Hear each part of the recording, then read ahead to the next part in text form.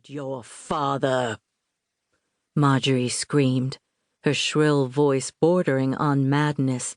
"I saw him, Phelan. He stabbed the poor man who always loved his filthy little bastard more than you, his true son. Enough," Phelan thundered.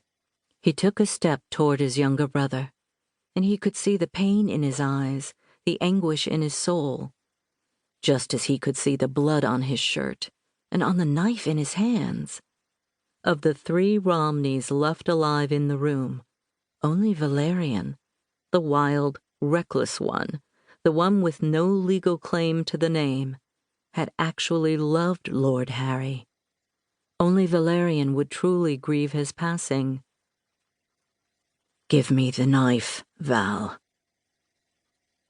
Valerian moved across the room numbly, placing the knife in Phelan's large outstretched hand. It was warm and wet with their father's blood.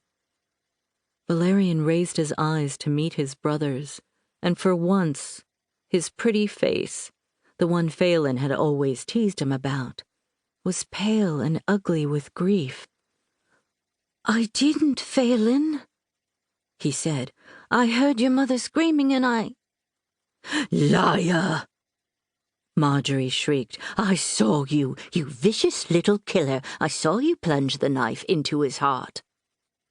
There was no dismissing the shock on Valerian's face as he looked at Lady Marjorie. "She's lying," he said desperately. "She's mad, Phelan. You know I couldn't have—" "I saw you," Marjorie screamed again, "and I'll tell everyone. They'll hang you. I'll make certain they do. Patricide is a crime against nature. You'll be hunted down like a dog if you try to run. You'll be dragged through the streets in chains. Stop him before he tries to run, Phelan. Kill him if you must." "No!" Valerian cried. "I won't run. I'll stay right here and find out who killed him. I'll prove it." Lady Marjorie had risen to her knees, and Phelan watched in numb shock as her blood-streaked skirts flowed against her thin body.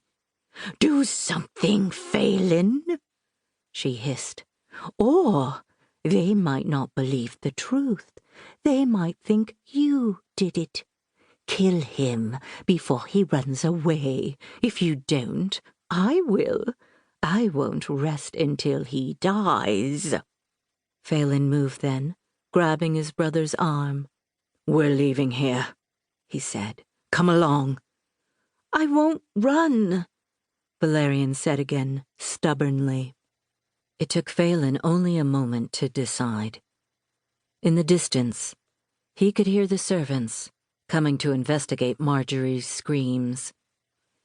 "Yes, you will," he said, "and I'm going with you." Chapter 1. Hampton Regis, Exeter. Fletcher Mowbray paused in the midst of his ruminations, staring at the sight of the young man walking down the narrow village street outside the best public house in Hampton Regis. It was the only public house in Hampton Regis, but since Mowbray himself was mine host, it would have been the finest, even if competition had been stiffer. It was early afternoon, the tap room was empty, and Mowbray had come out to take the summer air when he first set eyes on the stranger. Strangers weren't an uncommon sight in the small coastal village. Why, in the last month, there'd been that couple who'd taken lodgings up at Sutter's Head, not to mention the sailors who regularly passed through the port. But the boy walking down the street with deliberately casual grace was a different sort. He was a slight lad, looking to be not much older than 17 or 18. Any older, and there'd be something more than pale golden skin adorning his angular cheeks. His eyes were too large for his narrow face, and his lashes would be almost effeminate if it weren't for the fact that men seemed regularly more blessed than females when it came to eyelashes.